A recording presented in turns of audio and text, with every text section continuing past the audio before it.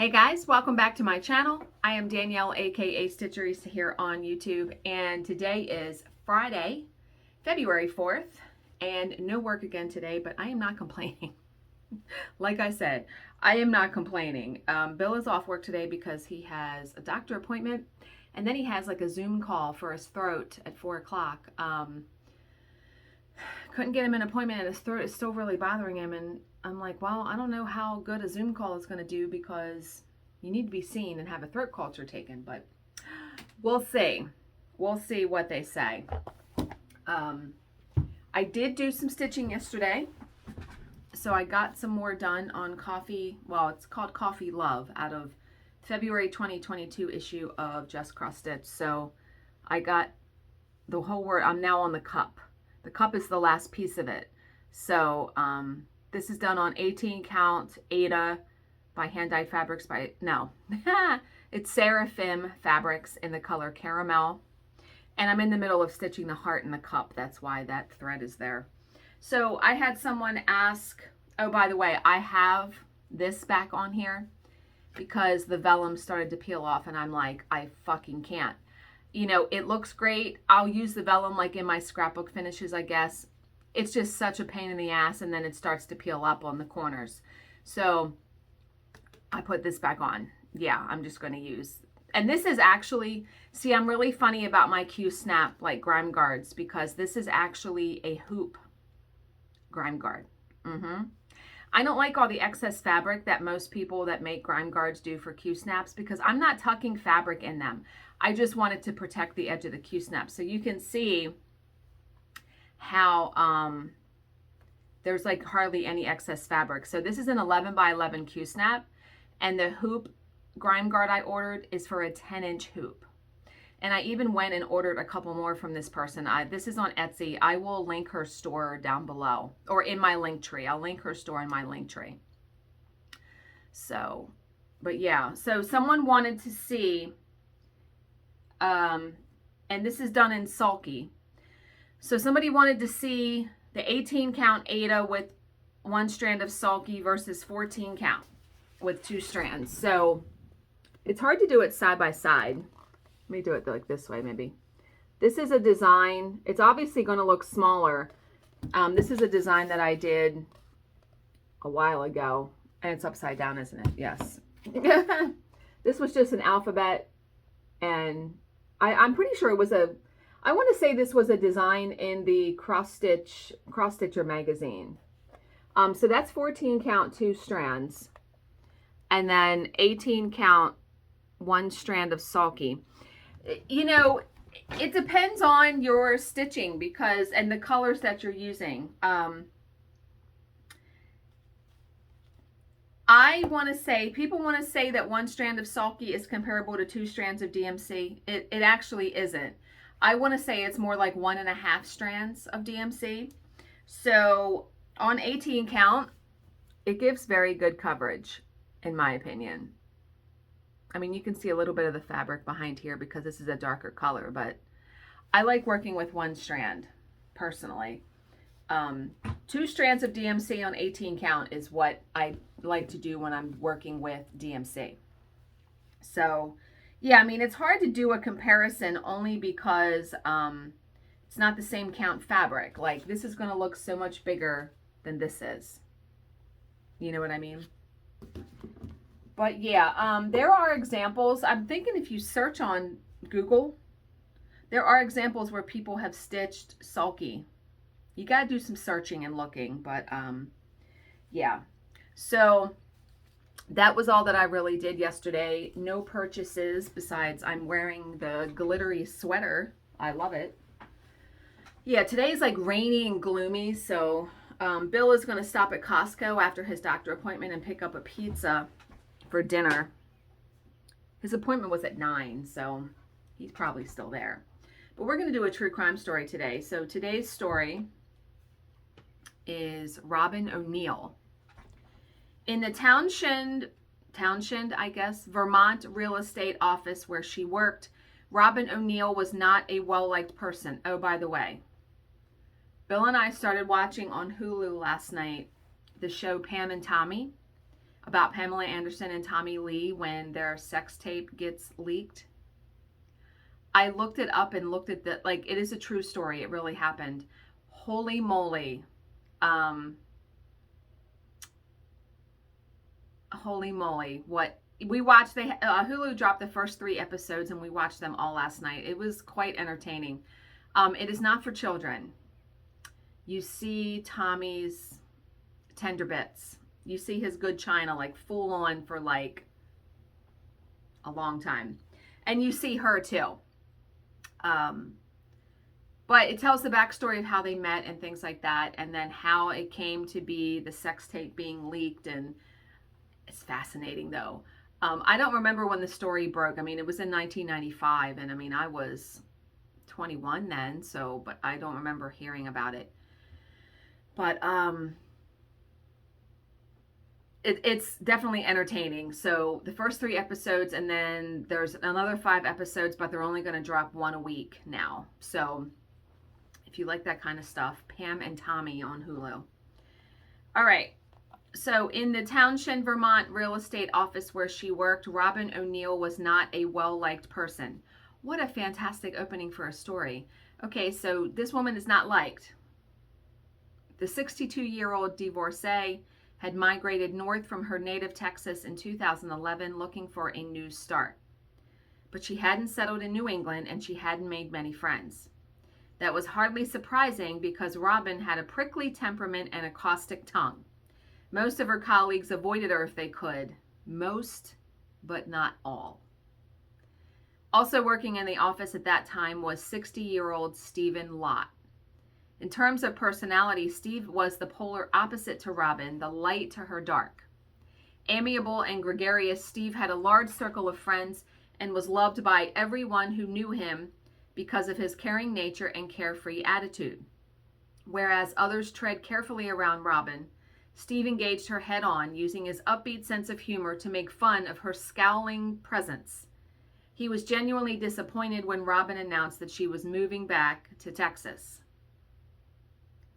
Still, as was typical of Steve, he volunteered to help her pack up her things. Perhaps that was when the spark was first ignited. In any case, after Robin's departure, she and Steve started communicating by telephone, phoning each other every day and sometimes several times a day. And what started as friendly chatter soon evolved into flirting and then to serious conversations about a life together. It makes you wonder what drew him to her, right? If the description of them is true. So Steve, with his 3 children grown and out of the house, was lonely. He was looking for someone to share his golden years. So in 2014, he asked Robin to come back to Vermont and move in with him. And he even arranged for Robin to get her old job back. Oh boy. This is not going to go well, obviously, because she must do something to this poor man. So the relationship started off well. So well, in fact, that Steve soon presented Robin with a ring and asked if she would be his wife. And she accepted in a heartbeat. But then another side of Robin began to emerge, an ugly, possessive side. She didn't like Steve spending time with his friends and became angry if any of them called at the house unannounced. She demanded his undivided attention at all times and was surly when she didn't get it. On more than one occasion, Steve's friends made their excuses and cut their visits short because of Robin's uncivil behavior, and pretty soon they stopped calling at all.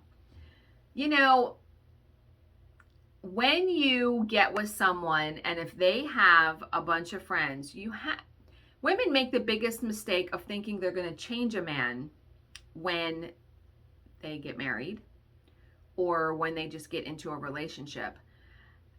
You have to take your man, in my opinion, or the woman at face value, like how they are when you meet. Do you know what I mean? Like, I've always been the kind of person, I don't have a lot of friends. I literally have one friend, Jill. Like, I mean, I'm friendly with our neighbors, but as far as like a close friend that I talk to on a daily basis, I don't go out with. I mean, she lives in Pennsylvania, so I don't see her all the time. If we lived close enough, like a 10-minute driving distance, I feel like we would see each other much more often. I would pop over there or whatever. And Bill has 2 really good friends that he talks to on a daily basis, but we don't go out with them or see them very often. We mainly spend time with one another. But If I want to stitch or he wants to go outside, like in the summer, I know he's going to be on the boat a lot. I don't stop him from doing that kind of stuff. Go, have fun. I have stuff I can do. See, I think that's the problem too, is that people don't have hobbies, so they need their partner to entertain them. You know what I mean? Okay, so, but then there was Adair Jameson. So Adair was one of Steve's oldest friends and was of a similar disposition to him, bubbly and outgoing, and she was also attractive. Oh boy, here comes trouble, right? After several years out of state, Adair returned to Vermont in 2014 and renewed her friendship with Steve, and that didn't sit well with Robin. Yeah. From the very start, she was jealous of Adair, regarding her as a rival for Steve's affections. Steve assured her that there was nothing between them, but Robin was never going to take those words at face value. So she began stalking them. Jesus Christ, right? She began stalking the pair together and apart, jotting down notes in a little journal that she carried with her. Wow, dude. She seemed almost desperate to find some evidence that would destroy her relationship with Steve. Finding none, however, because I'm guessing this man was telling the truth, she confronted him anyway, screaming accusations that had no basis in fact. If she really was intent on losing her man, she was going about it in the right way, yeah. So in fact, a less tolerant man would already have bolted. I can't imagine me behaving that way with Bill and him. He would think I was a crazy person. Like, no. Steve was barely hanging on, hoping that Robin would somehow back down, that she would become again the giggly confidant of their long interstate phone conversations. But then came the incident that would push him over the edge. On the night of November 17th, 2014, Robin again started an argument, and she ended it by pulling a gun on Steve. He was forced to flee the house and spent that night sleeping on the couch at Adair's house. Oh boy. That only added fuel to the fire. By morning, Steve had come to a decision. As he parked his car in the lot of the real estate office, he turned to Robin and told her that it was over. He was ending the engagement and also wanted her to move out of his house. So they weren't married yet, which makes things easier. But Robin reacted as you might expect, attacking him in the car, punching, scratching, and cursing. Lovely. Physical violence is never the answer, folks. Later that day, she called a work colleague aside and showed her some bruises on her arms, claiming that it was Steve who had inflicted them. When the colleague asked if there was anything she could do, Robin told her that she needn't worry. She assured her coworker that she was handling it. And so, to the evening of November 18th, 2014. Steve had invited a friend to dinner that night, probably because he didn't want to be alone with Robin. She had spent the duration of the meal flirting openly with their dinner guest while downing one glass of wine after the other. What the actual fuck? Then, with Steve away from the table, she openly propositioned the guest for sex. Are you kidding me right now? He declined and soon made his excuses and left. Can you imagine? Trying to imagine Bill having one of his friends over for dinner and me propositioning them for sex. What? So that sent Robin into a rage, and she retreated to the master bedroom just as Steve's 28-year-old son Jameis arrived, carrying a basket of laundry. As Jameis headed down to the basement to do his washing, Robin could be heard upstairs cursing and smashing things. Had Robin's outburst ended there, with the foul-mouthed rant and the destruction of some trinkets, then this story might have had quite a different ending. But Robin O'Neill was not a reasonable woman, not a person of emotional intelligence, not a stoic. At some point during her tirade, she remembered the gun that she had pulled the night before, Steve's own 9mm pistol. The weapon was now back in the drawer she had lifted it from, and so Robin crossed the room and retrieved it. The gun felt heavy in her hand. She disengaged the safety and checked the magazine, which was full. Then she headed downstairs. Jameis O'Neill, remember this is Steve's son, was standing with his back to Robin when she reached the landing. He was talking to his father when she lifted the weapon and fired off 3 shots in quick succession, each of which buried itself in the young man's brain. Oh my God, so she shot Jameis first. Now she turned the weapon on her ex-fiancé, firing even as he threw up his hands and his eyes widened in horror. The first bullet took Steve in the chest and would probably have been fatal, But still, Robin kept firing, emptying the clip, and by the time she was done, Steve had been hit 7 times in the head, 4 times in the groin, and once in the chest. Here's what I don't get about things like this. Like, I kind of understand you catch your man cheating, maybe. I mean, having sex with somebody and you like snap. But how is this going to be a solution? How is this a solution to the problem? Because it's not. Okay, so having wrought such total destruction on the man she had once claimed to love and on an innocent bystander, his son, Robin O'Neill's next move was to call a co-worker, Stanley Bills, to ask him if he could look after her dog. And when Stanley asked her why, Robin casually informed him that Steve is lying at my feet in a pool of blood and Jameis is under the table in his own pool of blood. Can you imagine hearing those words? So Stanley immediately hung up the phone and he called 911. So arrested at the scene, Robin O'Neill would make several self-incriminating comments to the police before she clammed up and asked to speak to an attorney. And those statements would later be declared inadmissible in court, but in truth, this was not a difficult case for a prosecutor to make, not at all. Despite the defendant's insistence that she had blacked out, yeah, right, and could remember nothing of the actual shootings, despite her attorney's ludicrous suggestion that there was enough reasonable doubt for jurors to find her not guilty, Robin O'Neill was convicted on 2 counts of aggravated murder, and she was sentenced to life in prison with no possibility of parole. I couldn't be, if I was a lawyer, there's no way I could be a defense attorney. I couldn't defend someone that I knew was guilty. No, couldn't do it. And so that case was pretty clear cut, right? I had never heard of it, but there are billions of those kinds of cases, unfortunately, that happen every single day out there, right? So don't be a Robin, right? If you're, she was probably 62 years old. She was probably not going to find somebody else, especially with her personality and demeanor. That poor man, that poor man, and his son who did nothing, right? 28-year-old's dead, killed. Okay, so let's look at the calendar entry for continuing to unfuck ourselves in 2022. So today's says, what makes self-reflection challenging is that you're both the con artist and the one being conned. Because you can convince yourself and rationalize things to yourself, right? Okay. All right, so I did start reading a new book called The Marriage Trap by Cheryl Brown. Is it Brown? Yes, Cheryl Brown. I'm only like 1 chapter in where husband and wife are splitting up. He has a mistress and he's going to be with her. And I'm guessing the book is not going to end well, but I'll let you know how I feel about that. I want to say, no, it's a sample. I don't think it's not on Kindle Unlimited, so I'll have to purchase it if I want it. But yeah, I have read 51 days in a row and 112 weeks in a row I've read. Wow. Yeah, I don't go usually a week without reading something.